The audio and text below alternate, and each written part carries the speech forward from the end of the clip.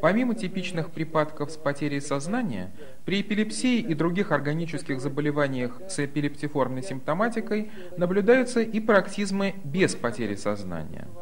Прослушайте беседу с больным 31 года. В раннем детстве больной перенес атогенный менингоэнцефалит. В дальнейшем наблюдалась задержка психического развития. Учился во вспомогательной школе. Является инвалидом второй группы. Гена, первый мой вопрос – это как вы себя чувствуете? Есть ли сейчас какие-нибудь жалобы?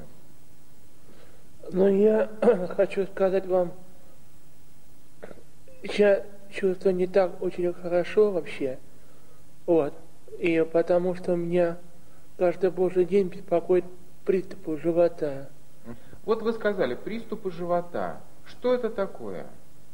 Ну, я скажу вам, что это я не боль чувствую самого живота, а у меня бывает так называемая сулухунация головы. Понимаете, в чем дело? Как вы сказали? Сулухунация, то есть голоса слышу. Так. Вот. И они мне это бывает голоса каждый божий день. Один раз в день? Нет. Но... Они меня, можно сказать, там бывает, когда по 12 раз в день, когда по 16 раз в день. Это все от зависимости от того, еще какая реакция погоды и в смысле, какая на барометре показывает давление. Гена, вы сказали, что бывают, вот эти какие-то голоса. Скажите, вне приступа у вас когда-нибудь голоса бывают? Без приступа? Я скажу вам, что без приступов это у меня вообще ничего нет, абсолютно. Это только у меня производится во время приступа. А приступ, вот сколько он продолжается, как вы? Ну, это минуты полторы, бывает это точно, а то иногда бывает, иногда минуты две. Самое большое такое. Вы все помните, что во время приступа происходит? Да, вот я скажу, то, что у меня бывает запах типа как гудрона, это такое у меня. Начинается все с того, что запах гудрона. Да, сначала начинается с гудрона, потом у меня начинается уже так называемые голоса сразу, угрожающие, пуганые такие, которые только я не знаю, если этот человек, который он меня угрожает словами, в голове, которая производится. Это что значит, что за человек? Я не знаю, есть ли он на свете или нет он. Я этого не могу сказать. Это мужчина правду. Или женщина? Мужчина. Потому что его голос сам так называемый грубый, не ласковый, не добрый такой. А вот знаете, как, как сказать, как настоящий командир в армии командует над войсками, так и это, понимаете, в чем дело. Только это не орет человек, как обычно должен орать, а у него просто спокойно грубый голос такой. Вы его где слышите? Спереди, сзади? Я его слышал только в правом ухе его. Все время постоянно в правом ухе. И что же он говорит?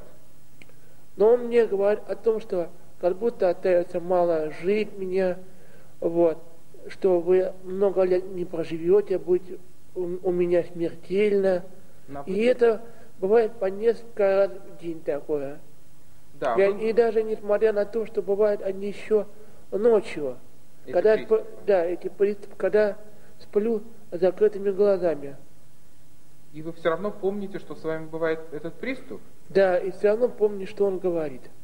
Значит, вот этот человек таким очень грубым голосом говорит. Вы мне даже вроде бы так демонстрировали, показывали, как это звучит, да? Можете мне показать? Но он говорил: Гена, ты будешь мне мертвен. Вот таким голосом, понимаете, в чем дело? Понятно. Значит, долго эти голоса продолжаются? Ну вот я вам говорю, бывает, когда минут полторы, когда минуты две иногда. В течение всего приступа эти голоса? Да.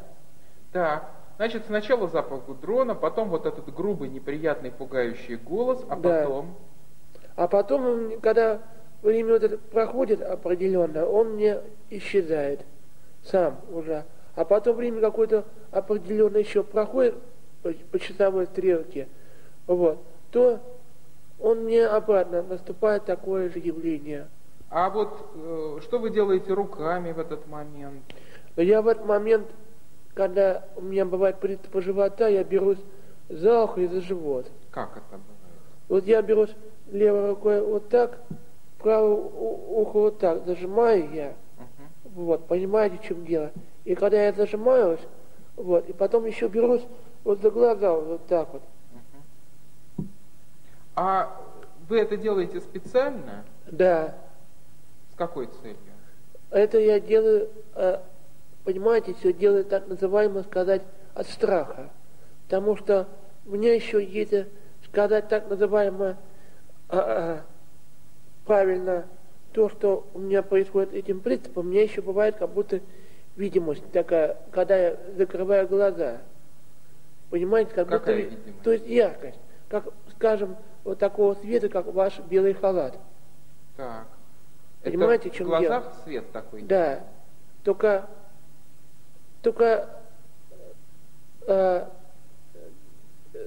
таким, как будто белый такого же человека, как белый ваш халат, да, скажем. Так вы видите все-таки свет или предмет какой-то, человек? Предмет человека такого я вижу. Светящегося. Только, да. Только не как мы такого цвета, как наша человеческая кожа, а как ваш белый халат. Только яркий, чистый белый. А что это за человек, вы не знаете? Нет, не Лица знаю. его вы не Нет. разбираете? И это тоже скажу, что это у меня бывает тоже по несколько раз в день.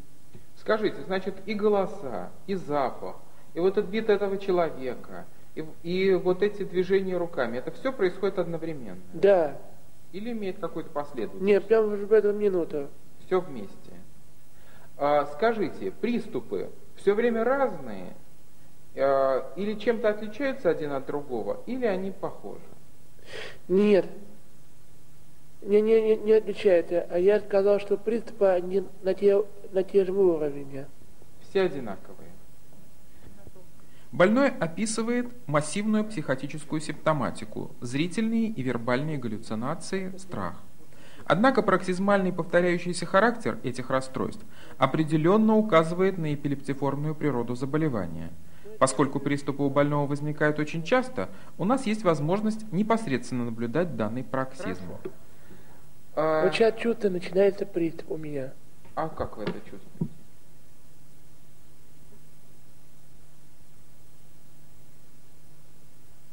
Гена, слышите меня? Гена, вы?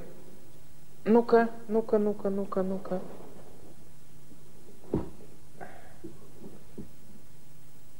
Гена, слышите меня?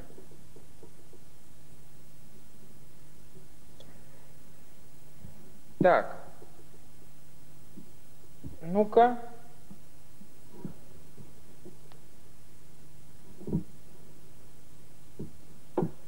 Гена.